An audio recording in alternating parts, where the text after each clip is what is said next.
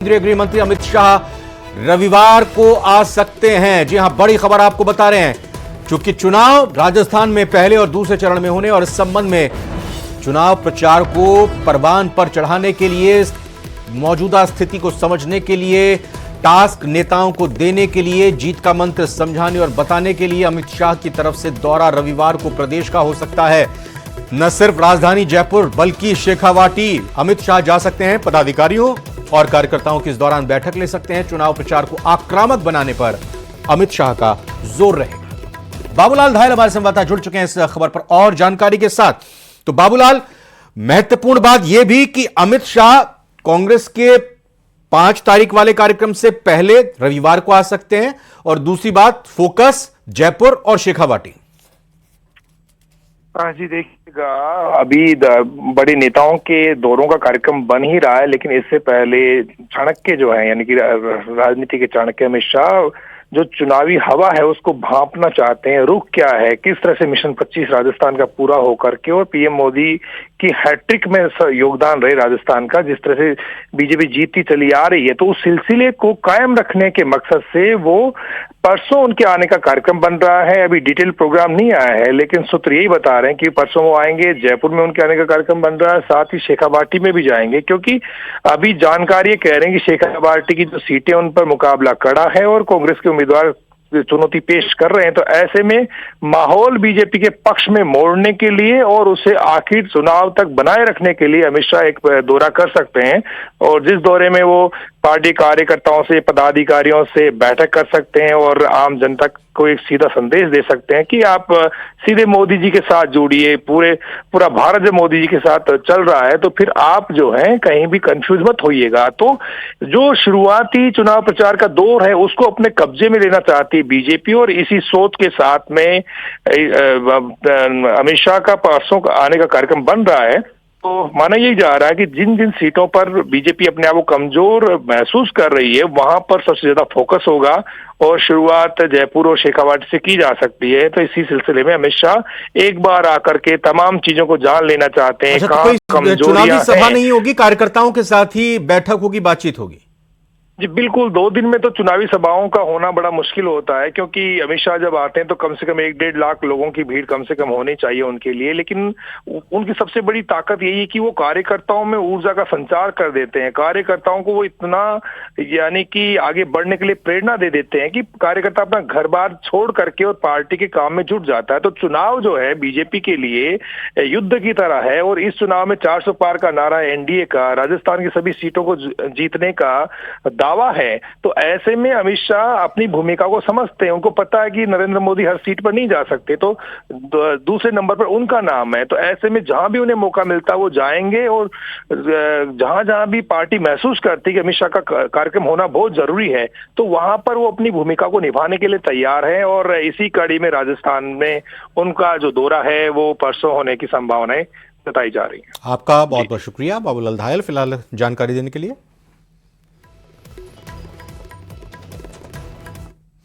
BJP प्रदेश की सभी 25 सीटों पर जीत का दावा कर रही है, और इसी कड़ी में बाड़मेर में कैबिनेट मंत्री कर्नल राज्यवर्धन सिंह राठौड़ से न्यूज 18 राजस्थान ने बात की और बीजेपी की जीत की रणनीति पर चर्चा की। बहुत शानदार तैयारी है, क्योंकि ये एक दिन का नहीं होता। ये पिछले 10 साल से जो प्रधानमंत्री मोदी जी काम कर रहे हैं वो आज जनता को दिख भी रहा है, महसूस भी हो रहा है। आज घर घर तक देश का जो पैसा है वो बिना किसी लीकेज के पहुंच रहा है। आज जो युवा है उनको अपना भविष्य उज्जवल नजर आ रहा है, क्योंकि दुनिया की कंपनी आज भारत में आ रही है मैन्युफैक्चरिंग। आज भारत की सेना मजबूत हो रही है, भारत का मान सम्मान दुनिया में बढ़ रहा है। आज दुनिया हाथ मिलाना चाह रही है भारत से। तो ये जो पूरा माहौल होता है हर तरह से बदल रहा है। आज मातृशक्ति को आगे बढ़ने का अवसर मिल रहा है। आज जो पिछड़ा वर्ग है उसको आगे आने का अवसर मिल रहा है। आज इकोनॉमिकली वीकर सेक्शन को आगे बढ़ने का मौका मिल रहा है। हर तरह से ऐसा माहौल आज तक भारत में नहीं बना। वापस से हमें स्वर्णिम सोने की चिड़िया बनाने का ये सौभाग्य प्राप्त हो रहा है इस पीढ़ी को, और इसके लिए ये हमारे लोकतंत्र की ताकत है कि हम हर 5 साल में जनता के बीच में जाते हैं, जनता जनार्दन को रिपोर्ट कार्ड देते हैं। हम हर मोदी जी की पार्टी को, सरकार तो हर साल रिपोर्ट कार्ड देते हैं। तो ये नीति और नियत का जो बहुत बड़ा अंतर है, जमीन आसमान का अंतर है, वो राजस्थान और देश की जनता ने देख लिया है। इसीलिए राजस्थान से इस बार 25 में से 25 सीट। राजसमंद लोकसभा सीट पर टिकट किसे दिया जाएगा कांग्रेस में, इसे लेकर जयपुर में करीब 2 घंटे तक बैठक हुई, जिसमें राजसमंद में राजपूत प्रत्याशी के सामने राजपूत और भीलवाड़ा लोकसभा सीट पर ब्राह्मण प्रत्याशी को टिकट देने पर चर्चा हुई। हालांकि बैठक में नाम फाइनल नहीं हुआ। दरअसल राजसमंद लोकसभा सीट पर कांग्रेस के सुदर्शन रावत को कांग्रेस ने प्रत्याशी बनाया था, लेकिन उनके टिकट लौटाने के बाद राजसमंद में स्थिति पेचीदा हो गई है। दरअसल बीजेपी ने महिमा कुमारी मेवाड़ को राजसमंद से टिकट दिया है, जबकि कांग्रेस ने जातिगत समीकरण के आधार पर पूर्व विधायक सुदर्शन सिंह रावत को टिकट दिया था, लेकिन रावत ने कांग्रेस प्रदेशाध्यक्ष गोविंद सिंह डोटासरा को पत्र लिखकर टिकट लौटा दिया था। हालांकि पीसीसी की बैठक में जिन नामों पर चर्चा हुई है उनमें उदयपुर वाटी के नांगल निवासी होटल व्यवसायी भरतपाल सिंह शेखावत और पाली के देसूरी के रहने वाले दुर्गा सिंह राठौड़ के नाम पर चर्चा हुई है। दुर्गा सिंह राठौड़ उदयपुर यूनिवर्सिटी के प्रेसिडेंट भी रहे हैं। युवा नेता कार्तिक चौधरी का नाम भी चर्चाओं में है। सूत्रों के अनुसार रेलमगरा प्रधान आदित्य प्रताप सिंह और यादवेंद्र सिंह भाटी को जयपुर बुलाया गया है।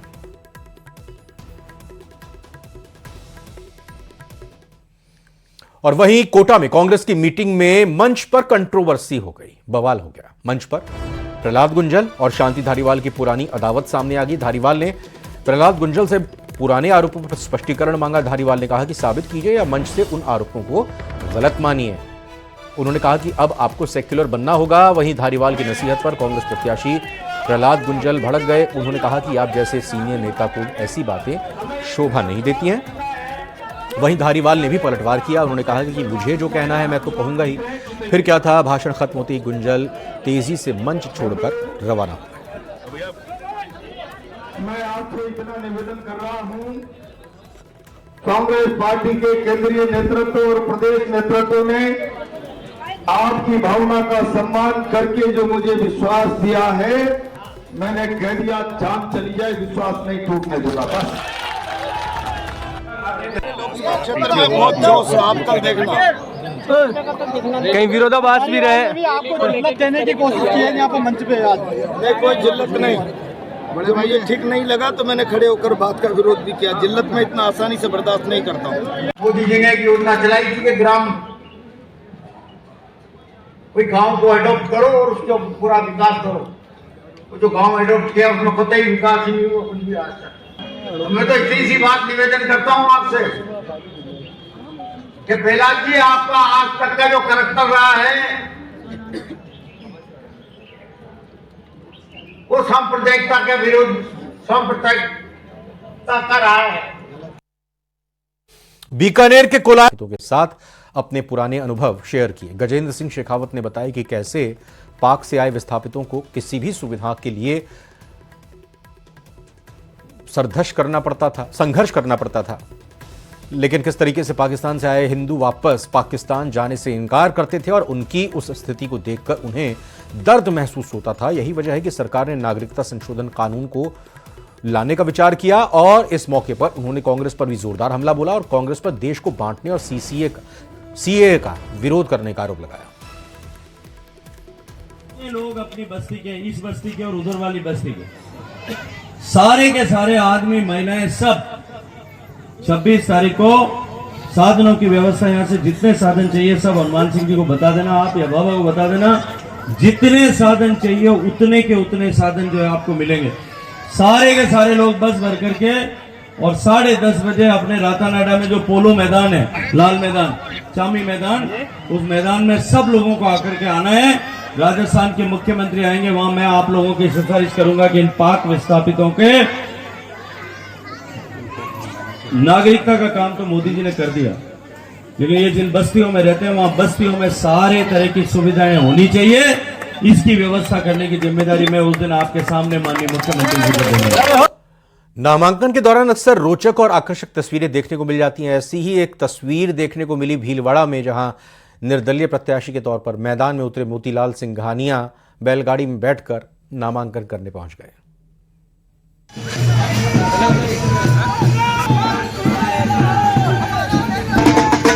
गले में फूलों फूलों की मालाएं और बैलगाड़ी पर सवार होकर नामांकन करने वाले ये हैं निर्दलीय प्रत्याशी मोतीलाल सिंघानिया, जिन्होंने भीलवाड़ा लोकसभा सीट से नामांकन पर्चा दाखिल किया। नामांकन से पहले पूरे शहर में बैलगाड़ी पर बैठकर घूमे। आगे आगे मोतीलाल सिंघानिया थे, जबकि उनके पीछे पीछे बैलगाड़ी पर उनके समर्थक।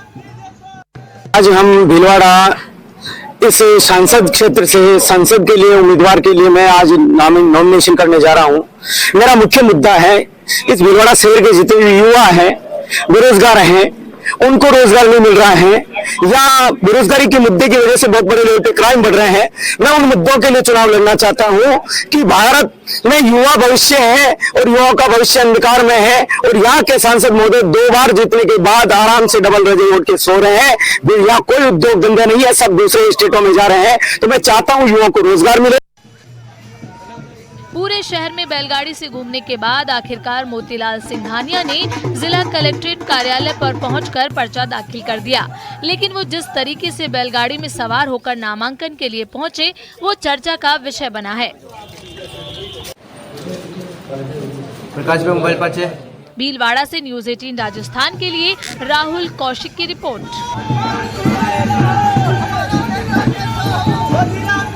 ब्रेकिंग न्यूज देते हैं चूरू से, जहां सरदार शहर से बड़ी खबर यह है कि 1 करोड़ 50 लाख रुपए का डोडा पोस्ट बरामद किया गया। सरदार शहर पुलिस की बड़ी कार्रवाई सामने देखने को मिली है। ट्रक में तस्करी करके डोडा पोस्ट को ले जाया जा रहा था। करीब 6.5 क्विंटल डोडा पोस्ट को जब्त किया है। पुलिस ने ट्रक समेत 2 आरोपियों को भी गिरफ्तार कर लिया है। पंजाब निवासी आरोपी गुरप्रीत सिंह और गुरपिंदर सिंह को गिरफ्तार किया है। कार्रवाई में कांस्टेबल कृष्ण कुमार मीणा की विशेष भूमिका रही है। तो चूरू के सरदार शहर से बड़ी खबर आपको बता रहे हैं, यहां पर 1 करोड़ 50 लाख रुपए का डोडा पोस्ट बरामद किया गया है। सरदार शहर पुलिस ने बड़ी कार्रवाई को अंजाम दिया है। ट्रक में तस्करी करके डोडा पोस्ट ले जाया जा रहा था। करीब 6.5 क्विंटल डोडा पोस्ट को जब्त किया है। पुलिस ने ट्रक समेत 2 आरोपियों को भी गिरफ्तार कर लिया है। पंजाब निवासी आरोपी गुरप्रीत सिंह और गुरपिंदर सिंह को गिरफ्तार किया गया। कार्रवाई में कांस्टेबल कृष्ण कुमार मीणा की विशेष भूमिका बताई जा रही है।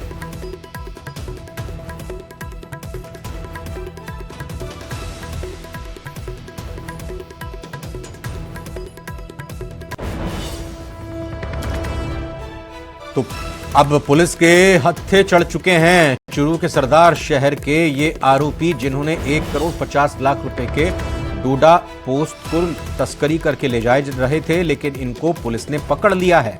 और जानकारी मनोज शर्मा चूरू संवाददाता और जानकारी के साथ जुड़ चुके हैं। मनोज, कैसे की गई ये गिरफ्तारियां, कैसे पकड़ी गई ये खेप? मैं बताना चाहूंगा कि सरदार शहर पुलिस के द्वारा ये कार्रवाई की गई है। सरदार शहर का जो मेगा है, उस मेगा हाईवे के ऊपर पुलिस ने ये कार्रवाई की है, और जो एक ट्रक है, उस ट्रक से इस डोडा पोस्ट की तस्करी है वो की जा रही थी। पुलिस को तलाशी लेने पे और ये डोडा पोस्ट है वो बड़ी मात्रा में यहाँ मिला है। तकरीबन 653 किलो जो डोडा पोस्ट है वो इस ट्रक के अंदर मिला है, जिसकी अनुमानित कीमत है वो करीब 1.5 करोड़ रुपए बताई जा रही है। पुलिस ने कार्रवाई करते हुए जो आरोपी है गुरमीत सिंह और दूसरा जो आरोपी है गुरपिंदर सिंह, उन दोनों को गिरफ्तार कर लिया है। दोनों ही पंजाब के निवासी हैं और एनडीपीएस एक्ट के अंदर दोनों के खिलाफ मुकदमा दर्ज किया गया है। सबसे बड़ी बात, जो कांस्टेबल है, उस कांस्टेबल की इसके अंदर महत्वपूर्ण भूमिका है वो बताई जा रही है। उस कांस्टेबल की जो मुखबिर तंत्र है उसकी वजह से ये आरोपी है वो पकड़ में आए हैं। जी, बहुत बहुत धन्यवाद मनोज शर्मा आपका फिलहाल इस खबर पर जानकारी देने के लिए।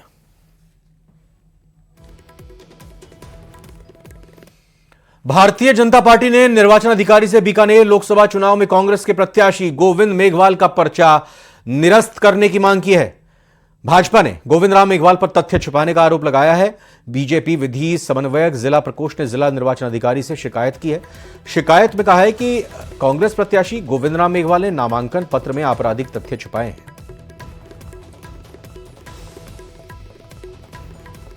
गोविंद राम जी मेघवाल जो कांग्रेस के बीकानेर लोकसभा से प्रत्याशी हैं, उन्होंने जो अपना नामांकन पत्र दाखिल किया, उस नामांकन पत्र में जो शपथ पत्र दिया है उसमें उन्होंने अपने खिलाफ किसी भी तरह का आपराधिक मामला पेंडिंग रहना नहीं बताया है।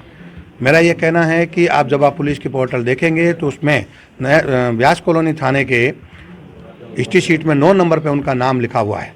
फोटो अनअवेलेबल लिखा हुआ है, लेकिन उनका नाम और पूरा एड्रेस लिखा हुआ, तो उनके खिलाफ हिस्ट्री शीट खुली हुई है।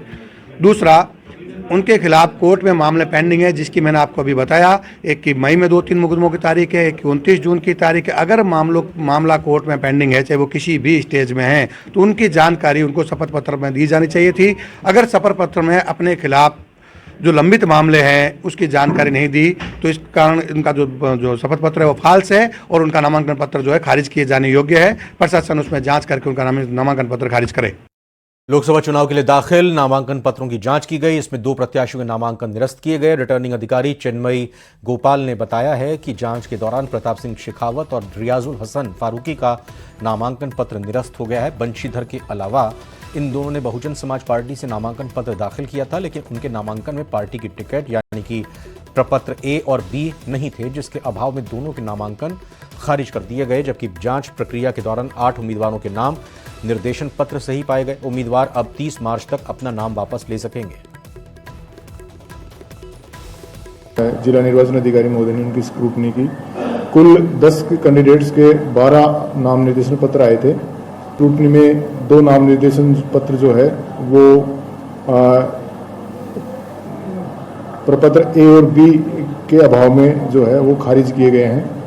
अब 8 कैंडिडेट्स हैं और 10 नाम निर्देशन पत्र हैं जो है अभी हैं। अब आज 30 तारीख के 3 बजे तक है जो विड्रॉल कर सकता है। कोई भी व्यक्ति अपना, कोई भी अभ्यर्थी है वो अपना नाम निर्देशन पत्र जो है वो वापस ले सकता है।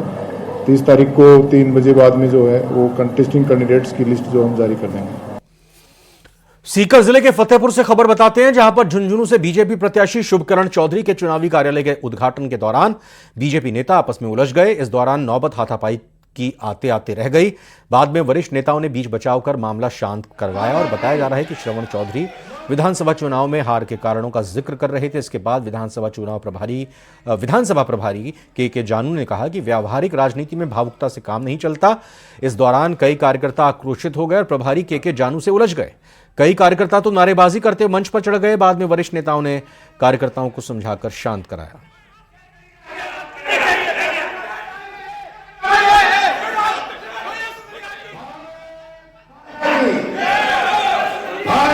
मोटा मोटी मनमुटाव नहीं है। जो तत्काल समय में विधानसभा के चुनाव हुए तो उसमें जो कुछ कार्यकर्ताओं ने, जो पुराने कार्यकर्ता भी रहे हैं पार्टी से, कि किसी ने 2 बार टिकट लिया है, किसी ने 1 बार टिकट लिया है, निश्चित रूप से श्रवण जी हमारी पार्टी में आए हैं। उनका हक है इस चुनाव में, उनके साथ जो बागी लड़े उस पर उनकी जो प्रतिक्रिया रहती है, तो संगठन के कार्यकर्ता के नाते रोकना टोकना संगठन की जिम्मेदारी है। और प्रत्याशी की उपस्थिति में जिस प्रकार की भाषा उत्साह रहता है उसमें कहीं न कहीं व्यक्ति अपनी जो भावावेश है उसको नहीं रोके तो टोक देना चाहिए। इससे अधिक कुछ नहीं। पार्टी में सब समन्वित हैं, सब साथ मिलकर काम करेंगे, एक साथ करेंगे। पार्टी के जितने मोर्चा प्रकोष्ठ मंडल अध्यक्ष सब साथ काम कर रहे हैं। कोटा से बड़ी खबर, जहां पर कैथून में 2 पक्षों के बीच तनाव की स्थिति देखने को मिली है। राम बारात के दौरान एक पक्ष ने मारपीट कर दी। कैथून में राम बारात निकल रही थी, उसी दौरान ये हालात बने हैं। राम बारात में शामिल लोगों के साथ मारपीट की गई। पुलिस के अधिकारी मौके पर पहुंचे हैं। इसके अलावा ग्रामीण एसपी करण शर्मा भी मौके पर पहुंचे हैं। एएसपी और डीएसपी भी कैथून कस्बे में पहुंचे हैं। फिलहाल कैथून कस्बे में भारी पुलिस बल को तैनात किया गया है। पूरे कस्बे में बड़े पैमाने पर पुलिस बल तैनात किया गया है।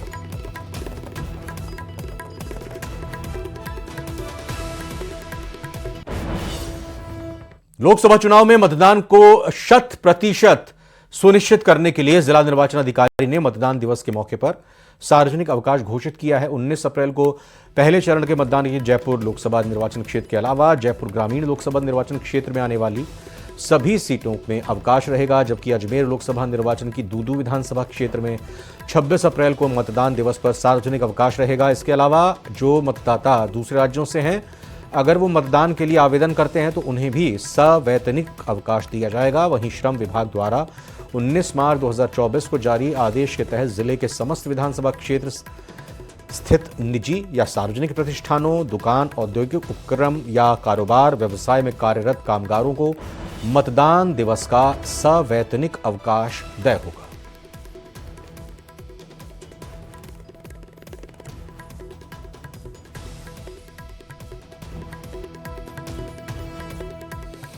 राजस्थान क्रिकेट संघ की कार्यकारिणी भंग कर दी गई है और एडहॉक कमेटी का गठन कर दिया गया और ऐसे में अब एडहॉक कमेटी आरसीए को चलाएगी। एडहॉक कमेटी में विधायक जयदीप बिहानी को संयोजक बनाया गया है। इसके अलावा मौजूदा आरसीए कार्यवाहक अध्यक्ष धनंजय सिंह, पवन गोयल, रतन सिंह, हरीश चंद्र सिंह, धर्मवीर सिंह को कमेटी के सदस्य बनाए गए हैं।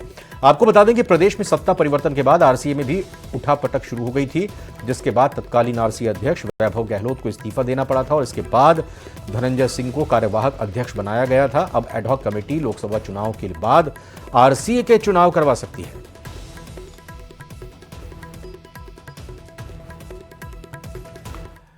लठमार होली का जिक्र आते ही सबसे पहले जहन में बरसाने की होली का ख्याल आता है, लेकिन ऐसा नहीं है। प्रतापगढ़ जिले में भी एक ऐसा गांव है जहां होली के ठीक 4 दिन बाद महिलाएं लठमार होली खेलती हैं, जिसे स्थानीय भाषा में नेजा कहा जाता है।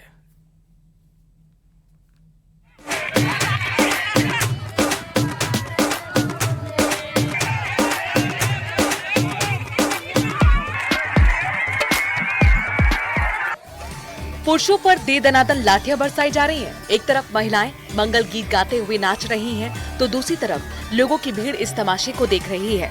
अब आपके जहन में कई सारे सवाल उठ रहे होंगे कि आखिर ये सब क्या हो रहा है, कहाँ हो रहा है। तो चलिए आपको बताते हैं। देखने में आपको ये लठमार होली जैसा नजारा लग रहा होगा, और है भी, लेकिन ये बरसाना नहीं बल्कि प्रतापगढ़ जिले के ढलमू मानपुरा गाँव है, जहां होली के 4 दिन बाद लवाना समाज के जरिए इस तरह की होली का आयोजन किया जाता है। आज ढलमू मानपुरा गांव में लठमार होली खेली जा रही है महिलाओं के सम्मान के लिए। जो ये महादेव जी का वरदान है, जो आदिकाल से जो एक नंदी बेल के कारण है, जैसे महादेव जी विचरण कर रहे थे, जब नायक की मृत्यु होने के कारण ये लठमार होली का प्रयोजन किया जाए, जो आदिकाल तक चलेगी। और इसमें महिलाओं के खुशी खुशी लठ खाते हैं और ये सदियों से मनाया जा रहा है और ये परंपरा सदियों तक चली आ रही है और ये महिलाओं के सम्मान में ये पर्व मनाया जाता है और ये हमारे लबाना समाज में ही मनाया जाता है। गांव की परंपरा के मुताबिक होली के 4 दिन बाद महिलाएं घर, परिवार और गांव के पुरुषों पर लाठी बरसाती हैं। इस होली की शुरुआत से पहले गांव का मुखिया डिंडोरा पीटते हुए लोगों को नेजा खेलने का निमंत्रण देते हैं। शाम होते ही गांव में महिलाएं और पुरुष एक खुली जगह एकत्र हो जाते हैं। महिला और पुरुष अलग अलग टोलियों में नगाड़े की थाप पर नाचते गाते हैं और एक दूसरे पर छीटाकशी करते हैं। इसका आनंद वहां मौजूद दर्शक लेते हैं। हम स्पेशली ये देखने आया था कि यहाँ पर बहुत टाइम से सुना था कि यहाँ पर लठमार होली होती है, जिसमें बताया जाता है काफी टाइम से ये लोग अपनी परंपरा को बनाए हुए हैं। खासकर इस टाइम में, जब मॉडर्न टाइम में हम लोग जब बहुत ज्यादा मॉडर्नाइज हो रहे हैं, तो स्पेशली जब हम ट्रेडिशनल वैल्यू को प्रिजर्व कर रहे हैं, तो मुझे लगता है कि सब लोगों को एक बार यहाँ आना चाहिए और देखना चाहिए किस तरह ये लोग अपने मान्यता को आज भी जीवित रखे हुए हैं। नेजा होली की शुरुआत कुछ इस तरीके से होती है कि गांव की महिलाएं बीच मैदान में रेत से भरा एक बोरा रख देती हैं, जिसके ऊपर एक नगाड़ा रखा जाता है। महिलाएं हाथों में लचीली लेकिन मजबूत लकड़ियां लहराते हुए पुरुषों को बोरा उठाकर ले जाने की खुली चुनौती देती हैं। पुरुष जैसे ही बोरा उठाने की कोशिश करते हैं, महिलाएं उन पर लठ बरसाना शुरू कर देती हैं। हमारे गांव में होली पे 12 महीना में लबाना समाज में 12 महीना में होली के 4 दिन बाद नेजा खेलते हैं। होली लठ मार खेलते हैं, औरतें आदमी को लठ मारती है। मान्यता है कि इस खेल से गांव की देवी खुश होती हैं और गांव को किसी प्राकृतिक आपदा या अकाल का सामना नहीं करना पड़ता है। प्रतापगढ़ के ढलमू मानपुरा गांव में बरसों से परंपरा चली आ रही है, जहां एक दिन ही सही महिलाएं आजाद होकर लठमार होली बहाने ही सही अपने दिल का गुआर निकालती हैं। प्रतापगढ़ से न्यूज़ 18 राजस्थान के लिए चंचल सानठे की रिपोर्ट।